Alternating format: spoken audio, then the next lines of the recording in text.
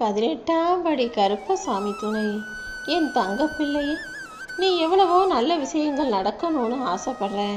ஆனால் அது நடக்காமல் எல்லாத்துலேயும் ஒரு தடையும் தடங்கல்களும் வந்துக்கிட்டே இருக்கு. உன் வாழ்க்கையில் எந்த நன்மைகளும் நடக்காமல் இன்பத்தை அனுபவிக்க முடியாமல் தொடர்ந்து துன்பங்களையே கொடுக்கக்கூடிய கஷ்டங்களையே உருவாக்குகிற அந்த எதிரியை உனக்கு அடையாளம் காட்டுறதுக்காக தான் இந்த கருப்பசாமி உன்னை தேடி வந்தேன். உன் கூடவே இருந்துக்கிட்டு உன்கிட்ட நல்லா பேசிக்கிட்டோம் பழகிக்கிட்டோம் மறைமுகமாக மனசில் கோவப்பட்டுக்கிட்டு வைத்தறிச்சல் பட்டுக்கிட்டு நீ நல்லா வாழ்ந்துடக்கூடாதுன்னு உன் கூடவே இருந்து உனக்கு எதிராக வேலை செய்கிற அந்த பெண் யாருங்கிறத இப்போது வெளிப்படையாக சொல்கிறேன். முழுசாக கேட்டுக்கிட்டு இனிமே கவனமாக இருக்க பழகு. உன் வீட்டுக்கு பக்கத்திலேயே உனக்கு நல்லா தெரிஞ்ச அந்த பெண் தான் உன் வாழ்க்கையில் என்ன நல்லது நடந்தாலும் அதை பார்த்து பொறாமப்பட்டு என் வாழ்க்கையில் நடக்கலை, நான் நிம்மதியாக இல்லை, இவங்க ரொம்ப நிம்மதியாக சந்தோஷமாக இருந்துக்கிட்டு இவ்வளோ நல்ல வாழ்க்கைக்கு குறை சொல்லிக்கிட்டோம் எப்போ பார்த்தாலும் எதையாவது சொல்லிக்கிட்டும் இருக்காங்களேன்னு உன்னை பற்றி யோசிக்கிறாங்க. நீ அவங்கக்கிட்ட எதையாவது சொல்லும்போது உன் கஷ்டத்தை பற்றி கவலைகளை பற்றி சொல்லும்போது ஐயோ பாவம்னு அவங்க உதடுகள் சொன்னாலும் நல்லா அனுபவிக்கட்டும், என்னை விடவா நீலாம் கஷ்டப்படுற, நீ ஆடுற ஆட்டத்துக்கு உனக்கு இந்த கஷ்டம்லாம் தேவைதான்னு மனசுக்குள் பொறுவக்கூடிய பெண்ணாக தான் அவள் இருக்கான்.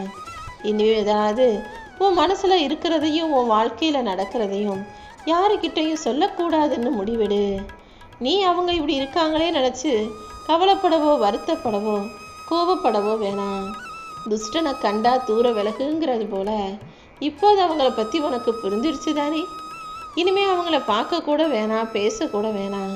முடிஞ்ச அளவுக்கு அவர்களோடு நேரம் ஒதுக்குவதை குறைச்சிக்கிட்டு உன் வாழ்க்கையில் உனக்கு நடக்க வேண்டிய நல்ல விஷயங்களில் நீ கவனம் செலுத்து.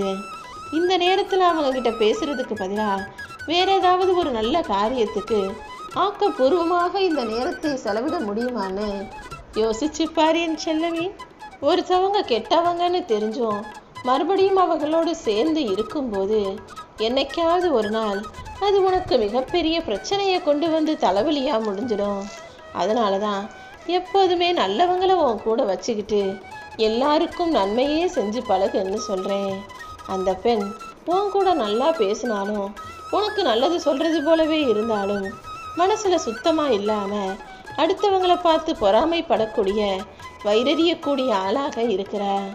ஆனால் ஒருபோதும் அந்த குணம் உனக்கு வரவே கூடாதுங்கிறத நீ உறுதியாக வச்சுக்கோ என் செல்லமே. எப்போதுமே உன் பக்கத்தில் இருக்கவங்களோ அல்லது உன் வீட்டுக்கிட்ட இருக்கவங்களோ அல்லது உன்னுடைய சொந்த பந்தங்களோ சுற்றத்தாரோ யாராக இருந்தாலும் சரி, அவங்க நல்லா இருக்காங்க, அவங்களுக்கு நல்ல விஷயம் நடக்குதுன்னா மகிழ்ச்சியோடு அவங்களுக்கு வாழ்த்து சொல்லி சந்தோஷப்படணுமே தவிர அவங்க எப்படி நம்மளை விட முன்னேறி வாழ்க்கையில் மேலோங்கி போகிறாங்கன்னு பார்த்து பொறாமப்படக்கூடாது. இந்த கருப்பசாமி உனக்கு துணையாக இருந்து நிச்சயமாக நல்லதை செய்வேன். என்னையே மனசில் நினச்சிக்கிட்டு இருக்க உனக்கு எல்லா விஷயங்களையும் சிறப்பாக செஞ்சு கொடுக்கணும்னு நான் முடிவெடுத்துட்டேன் என் செல்வமே. நிச்சயமாக உன் வாழ்க்கையில் உன்னால் நல்ல நிலைமைக்கு வர முடியும். இன்னும் நிறைய நல்ல விஷயங்களை உனக்கு நடத்தி கொடுக்கணும்னு நான் முடிவெடுத்துட்டேன். நீ நேற்று ஒரு விஷயத்தை நினச்சி கவலைப்பட்டுக்கிட்டே இது என்ன ஆகுமோ ஏதாகுமோன்னு புலம்பிக்கிட்டே இருந்தாய் தானே. இப்போது அந்த வருத்தமெல்லாம் எங்கே போச்சு? எல்லாத்தையும் உனக்கு தெரியாமலேயே உன் கையில் உன் பக்கத்தில் வந்து சேர்றதுக்கு முன்பாகவே அனைத்தையும் சரி செஞ்சிட்டேன். உன்னுடைய கெட்ட காலம் எல்லாமே முடிஞ்சு போய் இனிமே ராஜ யோகத்தோட சந்தோஷமாக சுகமான வாழ்க்கையை நீ வாழ போகிற. எப்போவுமே மற்றவங்கள பார்த்து அவங்கள போல நம்மளும் வாழணும், அவங்கள போல நம்மளும் எல்லா பொருளையும் வாங்கி அவங்கள மாதிரி சந்தோஷமாக இருக்கணும்னு ஆசைப்படாத. அவங்கவங்க வாழ்க்கையில் அவரவராகவே வாழ்வது தான் அழகு. வாழ்க்கையில் உனக்கு என்ன கொடுக்கணும்னு எனக்கு தெரியும். நிச்சயமாக அவங்கள விட நீ பார்த்து ஆசைப்பட்டு வியக்கிறவங்களை விட நல்ல வாழ்க்கையை சிறப்பாக நான் உனக்கு அமைச்சு கொடுப்பேன் என் செல்லமே.